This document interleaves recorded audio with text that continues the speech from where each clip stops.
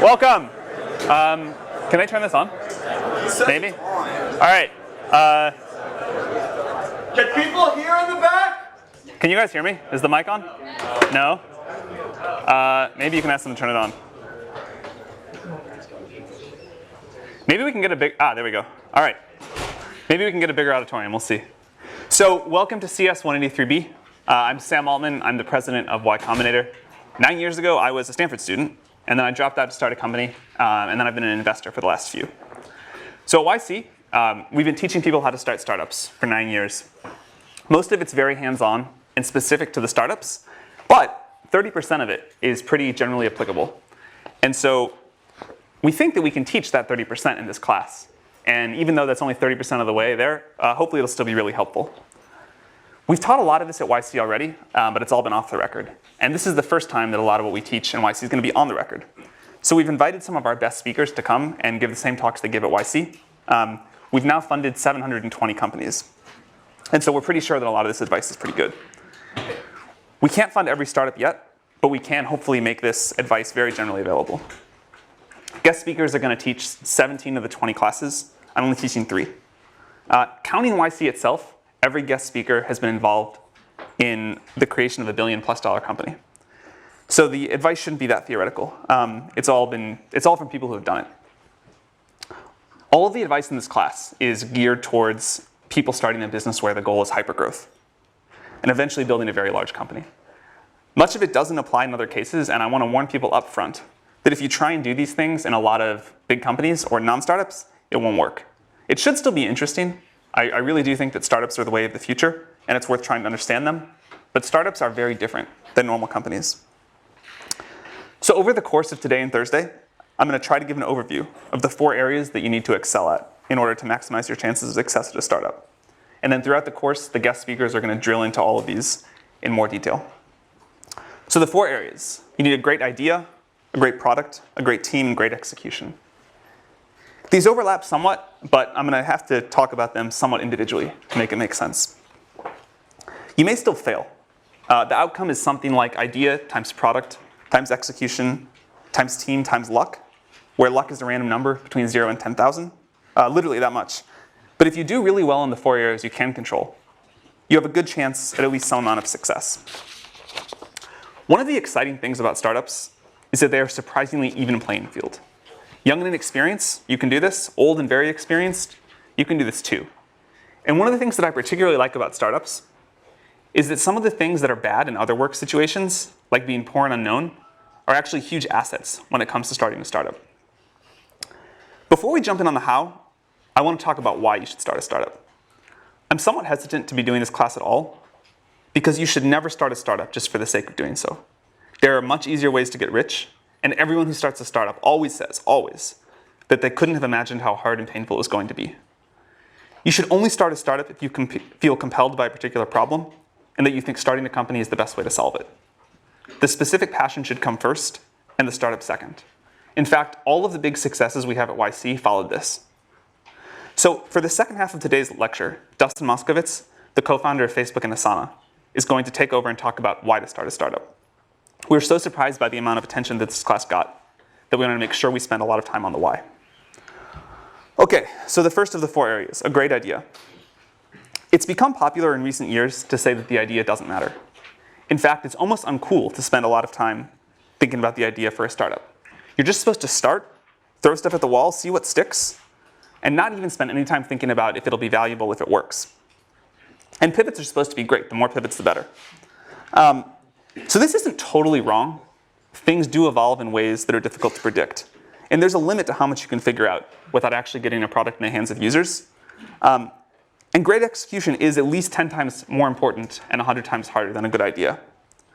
But the pendulum has swung way out of whack here. A bad idea is still bad, and the pivot-happy world that we're in today feels really suboptimal. Great execution towards a terrible idea will get you nowhere. There are exceptions, of course, but most great companies start with a great idea, not a pivot. If you look at successful pivots, they almost always are a pivot into something the founders themselves wanted, not a random made-up idea. Airbnb happened because Brian Chesky couldn't pay his rent, but he did have some extra space. In general, though, if you look at the track record of pivots, they don't become big companies. I myself used to believe ideas didn't matter that much, but I'm very sure that's wrong now. The definition of the idea as we talk about it is very broad. It includes the size and the growth of the market, the growth strategy for the company, the defensibility strategy, and so on. When you're evaluating an idea, you need to think through all these things, not just the product. If it works out, you're going to be working on this for 10 years.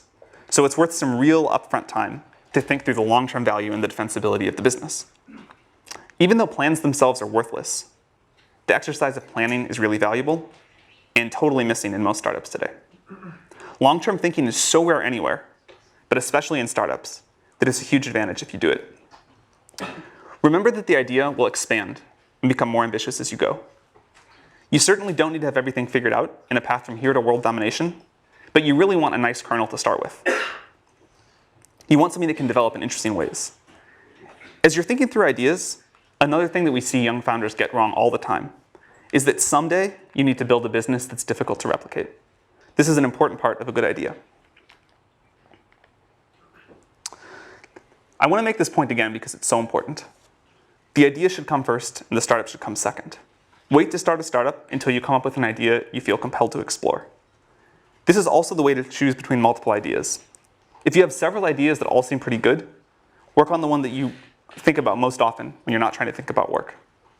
But we hear again and again from founders that they wish they had waited to start a startup until they came up with an idea that they really loved. Another way of looking at this is that the best companies are almost always mission-oriented.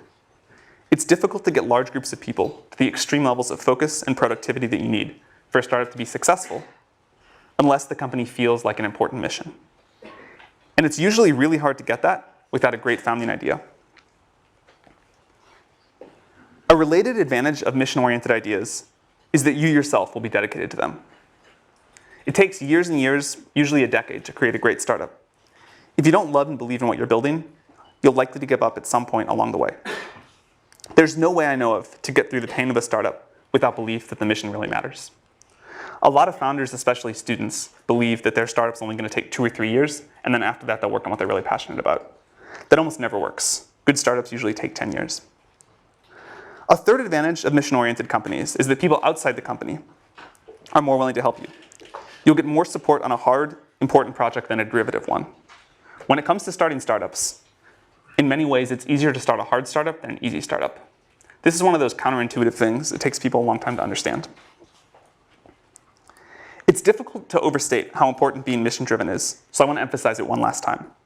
Derivative companies, companies that copy an existing idea with very few new insights, don't excite people, and they don't compel the teams to work hard enough to be successful. Paul Graham is going to talk about how to get startup ideas next week. It's something that a lot of founders struggle with, but it's something I believe you can get better at with practice, and it's definitely worth trying to get better at. The hardest part about coming up with great ideas is that the best ideas often look terrible at the beginning. The 13th search engine, and without all the features of a web portal, most people thought that was pointless. Search was done, and anyway, it didn't matter that much. Portals were where the value was at. The 10th social network, and limited only to college students with no money, also terrible. MySpace had won, and who wants college students as customers? Or a way to stay on strangers' couches. That just sounds terrible all around. These all sounded really bad, but they turned out to be good. If they had sounded really good, there would have been too many people working on them. As Peter Thiel is going to discuss in the 5th class, you want an idea that turns into a monopoly. But you can't get a monopoly in a big market right away. Too much competition for that. You have to find a small market in which you can get a monopoly and then quickly expand. This is why some great startup ideas look really bad at the beginning. It's good if you can say something like, today, only this small subset of users are going to use my product, but I'm going to get all of them. And in the future, almost everyone will use my product. Here's the theme that's going to come up a lot.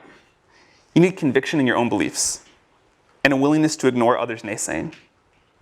The hard part is that this is a very fine line. There's right on one side of it and crazy on the other. But keep in mind that if you do come up with a great idea, most people are going to think it's bad. You should be happy about that. It means they won't compete with you. This is also a reason why it's not usually dangerous to tell people about your idea.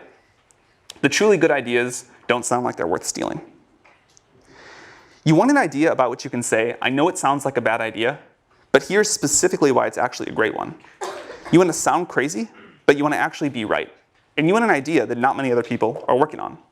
And it's okay if it doesn't sound big at first. Common mistake among founders, especially first-time founders, is they think that the first version of their product, the first version of their idea, needs to sound really big. But it doesn't. It needs to take over a small specific market and expand from there. That's how most great companies have started. Unpopular but right is what you're going for. You want something that sounds like a bad idea, but is a good idea. You also really want to take the time to think about how the market's going to evolve. You need a market that's going to be big in 10 years.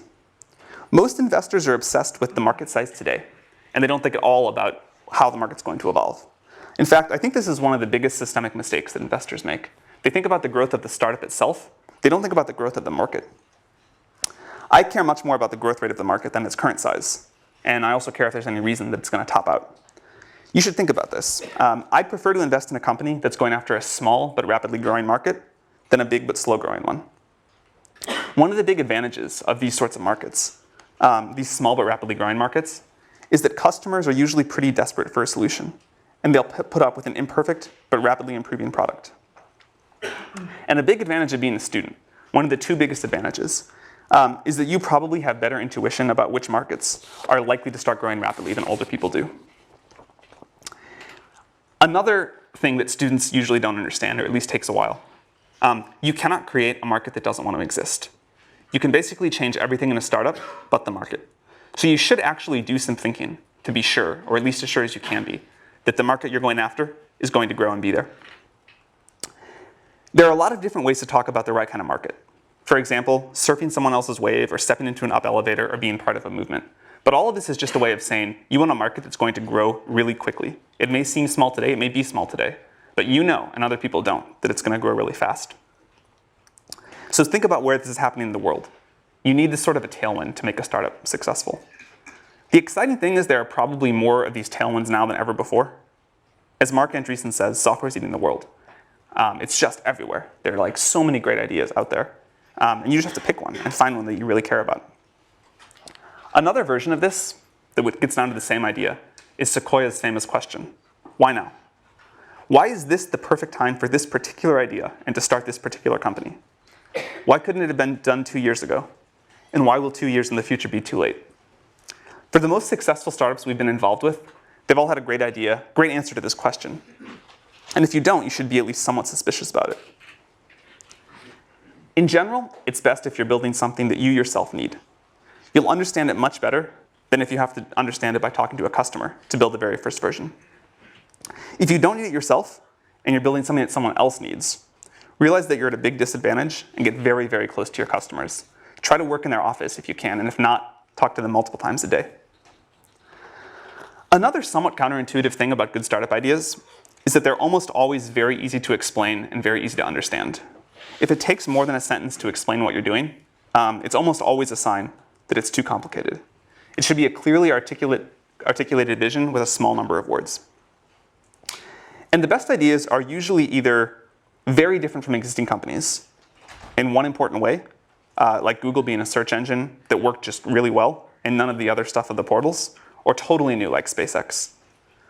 Any company that's a clone of something else that already exists with some small or made up differentiator, like we're going to be X beautiful design, or we're going to be Y for people that like red wine instead, that usually fails. So as I mentioned, one of the great things about being a student is that you have a very good perspective on new technology. And learning to get good at having new ideas takes a while.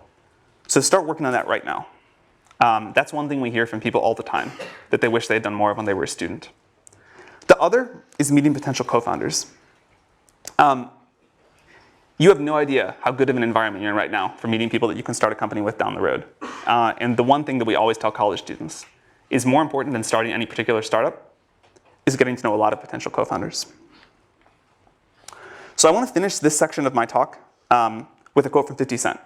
This is from when he was asked about vitamin water. I won't read it, it's up there. But it's about the importance of thinking about what customers want and thinking about the demands of the market. Most people don't do this. Most students especially don't do this. If you can just do this one thing, if you can just learn to think about the market first, you will have a big leg up on most people starting startups. And this is something This is probably the thing that we see wrong with Y Combinator apps most frequently, is that people have not thought about the market first and what people want first. So for the next section, I'm going to talk about building a great product. And here again, I'm going to use a very broad definition of product. It includes customer support and copyright explaining the product. Anything involved in your customer's interaction with what you built from them. To build a really great company, you first have to turn a great idea into a great product. This is really hard, but it's crucially important, and fortunately, it's pretty fun. Although great products are always new to the world, and it's hard to give you advice about what to build, there are enough commonalities that we can give you a lot of advice about how to build it. One of the most important tasks for a founder is to make sure that the company builds a great product. Until you've built a great product, almost nothing else matters. When really successful startup founders tell the story of their early days, it's almost always sitting in front of the computer working on their product or talking to their customers. That's pretty much all the time. They do very little else. And you should be very skeptical if your time allocation is much different. Most other problems that founders are trying to solve, raising money, getting more press, hiring, business development, etc., these are significantly easier when you have a great product. It's really important to take care of that first. Step one is to build something that users love. At YC, we tell founders to work on their product, talk to users, exercise, eat, and sleep, and very little else. All the other stuff I just mentioned, PR, conferences, recruiting advisors, doing partnerships, you should ignore all of that and just build a product and then get it as good as possible by talking to your users. Your job is to build something that users love. Very few companies that go on to be super successful get there without first doing this. A lot of good on paper startups fail because they merely make something that people like. Making something that people want, but only a medium amount, is a great way to fail and not understand why you're failing. So these are the two jobs. Something that we say at YC a lot is that it's better to build something that a small number of users love than a large number of users like. Of course, it'd be best to build something that a small number of users love, but opportunities to do that for V1 are rare, and they're usually not available to startups. So in practice, you end up choosing either the gray or the orange. You make something that a lot of users like a little bit, or something that a small number of users love a lot. And this is a very important piece of advice. Build something that a small number of users love. It's much easier to expand from something that a small number of people love to something that a lot of people love than from something that a lot of people like to a lot of people love. If you get this right, you can get a lot of other things wrong. If you don't get this right, you can get everything else right, and you'll probably still fail. So when you start in a startup, this is the only thing you need to care about until it's working. Should we explain that again? Sure. So you have a choice in a startup. The best thing of all worlds would be to build a product that a lot of people really love. In practice, you can't usually do that because a big company, if there's an opportunity like that, Google or Facebook will do it. So there's a limit to the area under the curve of what you can build. And you can either build something that a lot of users like a little bit, or you can build something that a small number of users love a lot. And the total amount of love is the same. It's just a question of how it's distributed. And there's this law of conservation of how much happiness you can put into the world with the first product of a startup. And so startups always struggle with which of those two they should go. And they seem equal, right? Because the area under the curve is the same. But we've seen this time and again that they're not, and that it's so much easier to expand. Once you've got something that some people love, you can expand that to something that a lot of other people love. But if you only get ambivalence or sort of weak enthusiasm, and then try to expand that, you'll never get up to a lot of people loving it. So the advice is find a small group of users and make them really love what you're doing. Does that make sense? All right. One way that you know when this is working is that you'll get growth by word of mouth. If you make something people love, people will tell their friends about it. This works for consumer products and enterprise products as well. When people really love something, they tell their friends about it, and you'll see organic growth. If you find yourself talking about how it's okay that you're not growing because there's a big partnership that's going to come save you or something like that, it's almost always a sign of real trouble. Sales and marketing are really important, and we're going to have 2 classes on them later. But if you don't have some early organic growth, then your product probably isn't good enough yet. A great product is the secret to long-term growth hacking. You should get that right before you worry about anything else. It doesn't get easier to put off making a great product. If you try to build a growth machine before you have a product that some people really love, you're almost certainly going to waste your time. Breakout companies almost always have a product that's so good that it grows by word of mouth. Over the long run, great products win. Don't worry about your competitors raising a lot of money and what they may do in the future. They probably aren't very good anyway. Very few startups die from competition. Most die because they themselves fail to make something users love. They spend their time on other things. So worry about this above all else. Another piece of advice to make something that users love, start with something simple. It's much, much easier to make a great product if you have something simple. Even if your eventual plans are super complex, and hopefully they are, you can almost always start with a smaller subset of the problem than whatever you think is the smallest. And it's hard to build a great product, so you want to start with as little surface area as possible. Think about the really successful companies and what they started with. Think about products that you really love. They're generally incredibly simple to use and especially to get started using. The first version of Facebook was almost comically simple. The first version of Google was just an ugly web page with a text box and 2 buttons, but it returned the best results, and that's why users loved it. The iPhone is far simpler to use than any smartphone that ever came before it, and it was the first one that people really loved. Another reason that simple is good is because it forces you to do one thing extremely well, and you have to do that to make something that people love.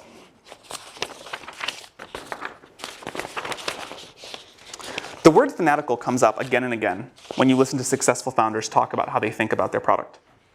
Founders talk about being fanatical in the way they care about the quality of the small details, fanatical in getting the copy that they use to explain the product just right, and fanatical in the way they think about customer support. In fact, one thing that correlates with success among the YC companies is the founders that hook up PagerDuty to their ticketing system, so that even if a user emails in the middle of the night when the founders are asleep, they still get a response within an hour. Companies actually do this in the early days. These founders feel physical pain when the product sucks and they want to wake up and fix it. They don't ship crap, and if they do, they fix it very, very quickly. And it definitely takes some level of fanaticism to build a great product. You need some users to help with the feedback cycle, but the way to get those users is manually. You should go recruit them by hand. Don't do things like buy Google Ads in the early days to get initial users. You don't need very many. You just need ones that will give you feedback every day and eventually love your product. So instead of trying to get them on Google AdWords, just find a few people in the world that will be good users, recruit them by hand. Ben Silverman, when everyone thought Pinterest was a joke, recruited the initial Pinterest users by chatting up strangers in coffee shops. He really did. He just walked around Palo Alto and said, will you please use my product? He also used to run around the Apple store in Palo Alto, and he would like set all the browsers to the Pinterest homepage real quick before they caught him and kicked him out. So then when people walked in there, they're like, oh, what is this? This is an important example of doing things that don't scale. If you haven't read Paul Graham's essay on that topic, you definitely should. So get users manually, and remember that the goal is to get a small group of them to love you. Understand that group extremely well, get extremely close to them. Listen to them, and you'll almost always find out that they're very willing to give you feedback. Even if you're building the product for yourself, listen to outside users, and they'll tell you how to make a product they'll pay for. Do whatever you need to make them love you, and make them know what you're doing, because they're also going to be the advocates that help you get your next users. You want to build an engine in the company that transforms feedback from users into product decisions. Then get it back in front of the users and repeat. Ask them what they like and what they don't like, and watch them use it. Ask them what they pay for. Ask them if they'd be really bummed if your company went away. Ask them what would make them recommend the product to their friends. And ask them if they've recommended it to any yet. You should make this feedback loop as tight as possible. If your product gets 10% better every week, that compounds really, really quickly. One of the great advantages of software startups is just how short you can make the feedback loop. It can be measured in hours. And the best companies usually have the tightest feedback loops. You should try to keep this going for all of your company's life, but it's really important in the early days. The good news is that all of this is doable. It's hard, it takes a lot of effort, but there's no magic. The plan is at least straightforward, and you will eventually get to a great product. Great founders don't put anyone between themselves and their users. The founders of these companies do things like sales and customer support themselves in the early days. It's critical to get this loop embedded in the culture. In fact, a specific problem that we always see with Stanford startups for some reason is that the students try and hire sales and customer support people right away. And you've got to do this yourself. It's the only way. You really need to use metrics to keep yourself honest on this. It really is true that the company will build whatever the CEO decides to measure. If you're building an internet service, ignore things like total registrations. Don't talk about them. Don't let anyone in the company talk about them. and look at growth in active users, activity levels, cohort retention, revenue, net promoter scores, these things that matter, and then be brutally honest if they aren't going in the right direction. Startups live on growth. It's the indicator of a great product. So this about wraps up the overview on building a great product. I want to emphasize again that if you don't get this right, nothing else we talk about in the class will matter. You can basically ignore everything else that we talk about until this is working well. On the positive side, this is one of the most fun parts of building a startup. So I'm going to pause here. I'll pick back up with the rest of this on Thursday. And now we're going to have Dustin talk about why you should start a startup. Thank you for coming, Dustin. Sure. But yeah, so Sam asked me to talk about why you should start a startup. There's a bunch of reasons you might have. And there's a bunch of common reasons that people have that I hear all the time for why you might start a startup. It's important to know like what reason is yours, because some of them only make sense in certain contexts. Some of them will actually like lead you astray. You may have been misled by the way that Hollywood or the press likes to romanticize entrepreneurship. So I want to try and like illuminate some of those potential fallacies so you guys can make the decision in a clear way. And then I'll talk about the reason I like best for actually starting a startup. It's very related to a lot of what Sam just talked about. But surprisingly, I don't think it's the most common reason. Usually people have one of these other reasons, or they just want to start a company for the sake of starting a company. So the four common reasons, just to enumerate them, are it's glamorous, you'll get to be the boss, you'll have flexibility, especially over your schedule, and you'll have the chance to have bigger impact and make more money than you might by joining a later stage company.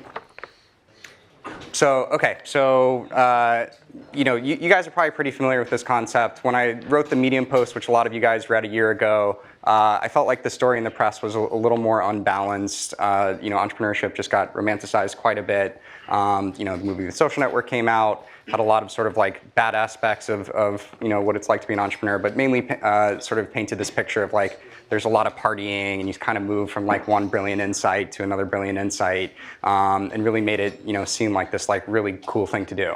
And I think the reality is just not quite so glamorous. There's there's an ugly side to being an entrepreneur, and also just more importantly, what you're actually spending your time on is just a lot of hard work. Sam mentioned this, but you're basically just sitting at your desk, heads down, focused.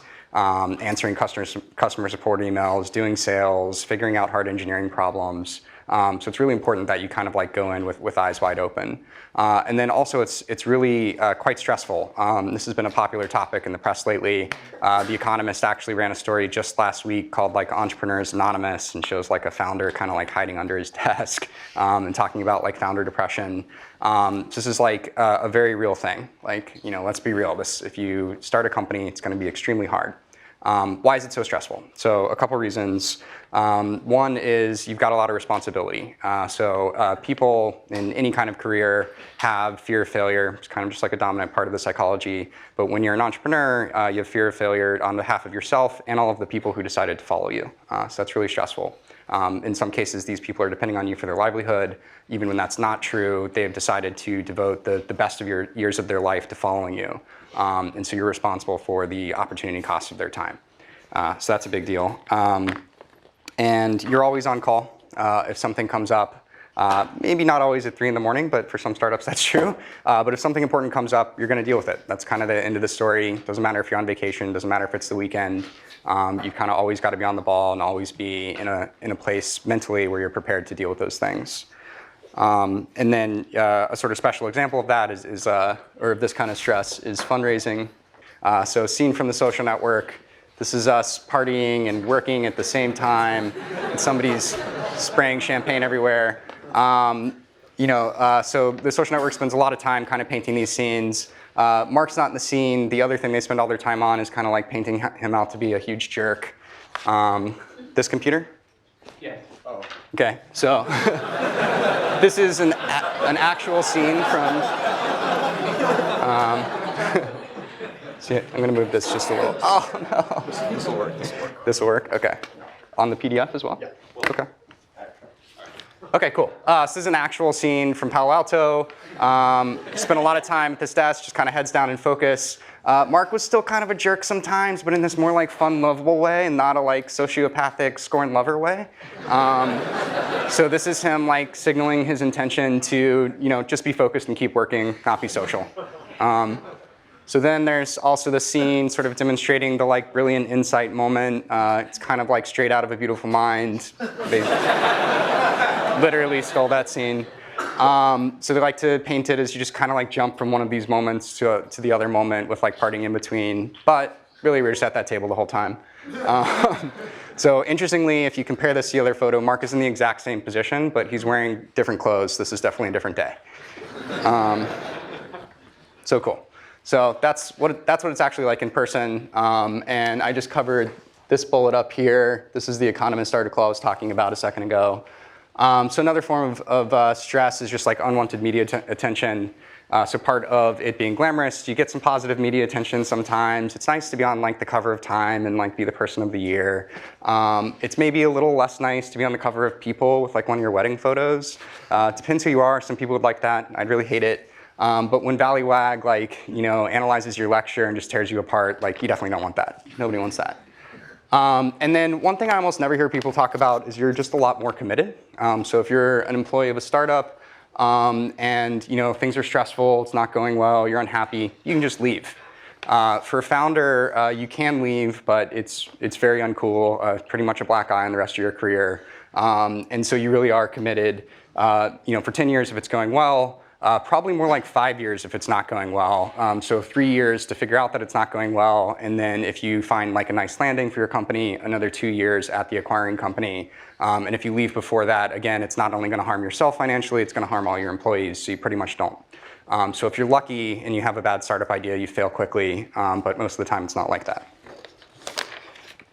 All right, moving right along. And I should say, I've had a lot of this stress in my own life, especially in the early years of Facebook. I just got really unhealthy. I wasn't exercising, had a lot of anxiety, actually like threw out my back like almost every 6 months, like when I was like 21, 22, which is like pretty crazy. And so if you do start a company, be aware that you're going to have to deal with this and you have to actually manage it. It's actually like one of your core responsibilities. Ben Horowitz likes to say like the #1 role of a CEO is managing your own psychology. It's absolutely true. Make sure you do it. So another reason, so people, especially if they've already had a job at another company, you tend to develop this narrative of like, okay, like the people running this company are idiots. They're making all these stupid decisions. They're spending their time in these stupid ways. I'm going to start a company and I'm going to do it better. I'm going to like set all the rules. It's a pretty attractive idea. Makes a lot of sense. If you've read my Medium post, you know it's coming. I'll give you guys a second to read this quote.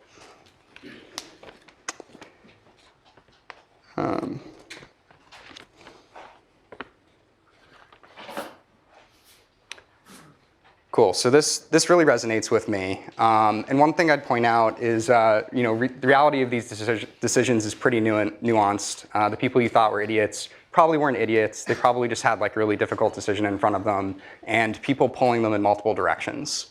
So the most common thing I have to spend my time on and focus my energy on as a CEO is like the problems that like other people are bringing to me, the other priorities that people create.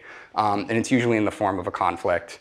People want to go in different directions, or like customers want different things, and like I might have my own opinion about that. But really the game I'm playing is like, who do I disappoint the least? And like just trying to like navigate all these difficult situations. And even on a day-to-day basis, I might come in on Monday and like have all these grand plans for like how I'm going to improve the company and what I'm going to spend my time on. But then if like an important employee is threatening to quit, that's what I'm spending my time on. That's my #1 priority. So a subset of you're the boss is you have flexibility. You have control over your own schedule. This is a really attractive idea. So here's the reality, another Phil Lieben quote. So this really resonates with me as well. And some of the reasons for this, again, you're always on call. So maybe you don't intend to work all parts of the day, but you might not get to control which ones. You're a role model. This is super important. So if you're an employee of a company You might have some good weeks, you might have some bad weeks, some weeks when you're low energy, maybe you want to take a couple extra days off. That's really bad if you're an entrepreneur. Like your team will really signal off what you're bringing to the table. And so if you take your foot off the gas, so will they. You're always working anyway. So if you're really passionate about an idea, it's just going to like pull you to keep working on it. If you're working with great investors, if you're working with great partners, they're going to want to be working really hard. They're going to want you to be working really hard. And again, you're going to want to work really hard. So some companies like to tell the story about you can have your cake and eat it too. You can have like 4-day work weeks maybe. If you're Tim Ferriss, maybe you can have a 12-hour work week. It's a really attractive idea. And it does work in a particular instance, which is if you want to like actually have a small business or go after a niche market, then you're a small business entrepreneur. That makes total sense. But as soon as you get past like 2 or 3 people, you really need to step it up and be full-time committed. Cool. So this is the big one. So this is the one I hear the most, especially like candidates applying to Asana. They tell me, I'd really like to work for a much smaller company or start my own because then I have a much bigger slice of the pie. I'll have much more impact on how that company does, and I'll have more equity, so I'll make more money as well. So let's examine when this might be true. So I'll explain these tables. They're a little complex, but let's focus on the left first. So this is just explaining Dropbox and Facebook. These are their current valuations. And this is how much money you might make as employee number 100 coming into these companies, especially if you're like a relatively experienced engineer, like you have like 5 years of industry experience. You're pretty likely to have an offer that's around 10 basis points. So if you joined Dropbox a couple years ago, the upside you'd have already locked in is about 10 million. There's plenty more growth from there if you believe in the company. If you joined Facebook a couple years into its existence, you made $200 million. This is a huge number. And if you, even if you joined Facebook as employee number 1,000, so you joined it in like 2009, you still made $20 million. That's a giant number. And that's how you should be benchmarking when you're thinking about what might I make as an entrepreneur. So moving over to the table on the right, these are 2 theoretical companies you might start. So Uber for pet sitting, pretty good idea. If you're really well suited to this, you might have a really good shot at building a $100 million company. And then your share of that company is pretty likely to be about 10%.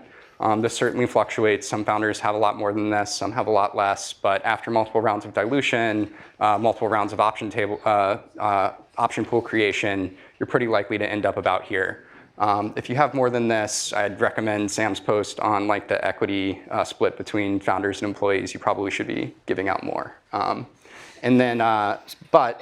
So basically, if you're extremely confident about building this $100 million business, which is a big ask, it should go without saying that you should have a lot more confidence in Facebook in 2009 or Dropbox in 2014 than you might for a startup that doesn't even exist yet.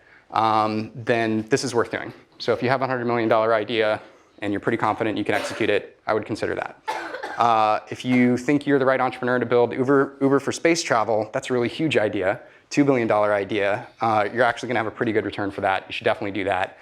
This is also only the value after 4 years, and this idea probably has legs. So definitely go after that. If you're thinking of building that, you probably shouldn't even be in this class right now. You should just go and build that company. So why is this financial reward and impact? I really think that financial reward is very strongly correlated with the impact you have on the world. If you don't believe that, let's talk through some specific examples and not think about the equity at all. So why might joining a late stage company actually provide you a lot of impact? You get this force multiplier. They have an existing massive user base. If it's Facebook, it's 1 billion users, or if it's Google, it's 1 billion users. They have existing infrastructure you get to build on. That's also increasingly true for new startups, things like AWS and all these like awesome independent service providers. But you usually get some like proprietary technology and it's all maintained for you. It's a pretty great place to start. And you get to work with a team and they'll help you just leverage your idea into something great. So a couple specific examples. Brett Taylor came into Google as around employee number 1,500, and he invented Google Maps. This is a product you guys probably use every day. I used it to get here, and it's used by hundreds of millions of people all around the world. Didn't need to start a company to do that. did happen to get a big financial reward, but the point is he had massive impact. My co-founder, Justin Rosenstein, joined Google a little later after Brett. He was a PM there, and just as a side project, he ended up prototyping Chat, which used to be a standalone app, as integrated into Gmail, like you see it in the upper right there. And before he did that, like people didn't even think you could do chat over Ajax or chat in the browser at all. And he just kind of like demonstrated it and showed it to his team, and then they made it happen. And again, this is probably a product most of you use maybe every day. And then perhaps even more impressively, shortly after that, JR left. He became employee round number 250 at Facebook, and he led a hackathon project along with people like Andrew Bosworth and Leah Pearlman to create the like button. So this is one of the most popular elements anywhere on the web, totally changes how people use it. And again, didn't need to start a company to do it, and almost certainly would have failed if he had tried, because he really needed the distribution of Facebook to make it work. So important to keep in mind the context for what kind of company you're trying to start, and like where will you actually be able to make it happen. So what's the best reason? So Sam already talked about this a little bit, but basically you can't not do it. You're super passionate about this idea. You're the right person to do it. You've got to make it happen. So how does this break down? So we're getting close to the end here. Am I doing time? Cool. Sweet. Perfect. This is sort of like a wordplay. You can't not do it in two ways. One is you're so passionate about it that you have to do it. You're going to do it anyway.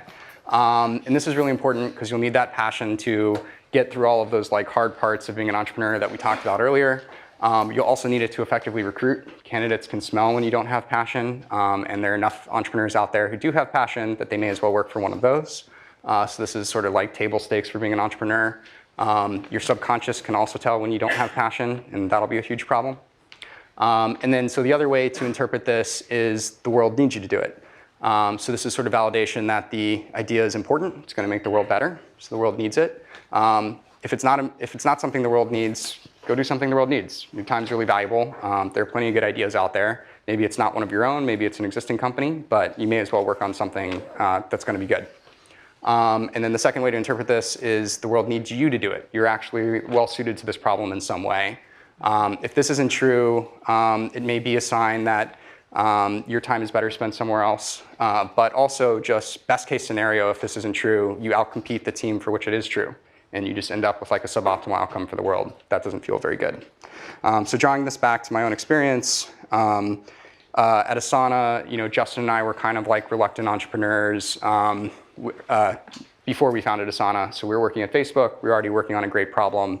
And we would basically work all day long on our normal projects. And then at night, we would keep working on this internal task manager that was used internally at the company. And it was just because we were like so passionate about the idea. It was so clearly valuable that we couldn't do anything else. And at some point, we had to have the hard conversation of like, okay, well, what does it mean if we don't actually start this company? We were able to see the impact it was having on Facebook. We were pretty convinced it could be really valuable for the world. We were also pretty convinced nobody else was going to build it. The problem had been around a long time, and we just kept seeing sort of incremental solutions to it. So if we didn't go out with the one that we thought was best, we thought there'd be a lot of value left on the table. And yeah, so we just couldn't stop working on it. And literally the idea was like beating itself out of our chest, like forcing itself into the world. And I think that's the feeling you should really be looking for when you start a company. That's how you know you have the right idea. So I'll go ahead and stop there. I'll put some recommended books up here, but won't narrate them. And maybe that's the end of the class. Yeah, thank you.